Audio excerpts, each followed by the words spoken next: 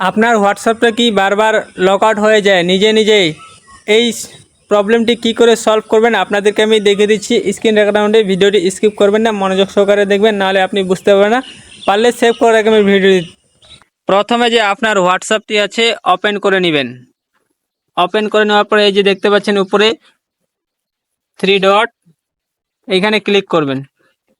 এখানে ক্লিক করবে, এই যে দেখতে পাচ্ছেন সেটিংস, এইখানে ক্লিক করবেন। এই যে সেটিংস, এখানে ক্লিক করবেন। এখানে ক্লিক করার পর এই যে দেখতে পাচ্ছেন অ্যাকাউন্ট, এইখানে ক্লিক করবেন। এইখানে ক্লিক করার পরে এই যে নিচের দিকে দেখতে পাচ্ছেন 2 স্টেপ ভেরিফিকেশন, এইখানে ক্লিক করবেন।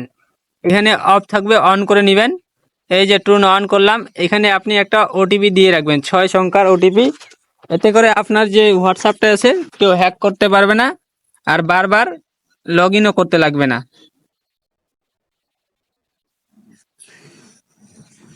এরকম করে আপনি 2 স্টেপ ভেরিফিকেশন করে রাখবেন, দেখবেন আর হোয়াটসঅ্যাপটি আপনার হ্যাকও হবে না, আর এরকম প্রবলেমও দাঁড়াবে না। আশা করি বুঝতে পেরেছেন বন্ধুরা। ভিডিওটি অন্যজনকে দেখার সুযোগ করে দিবেন।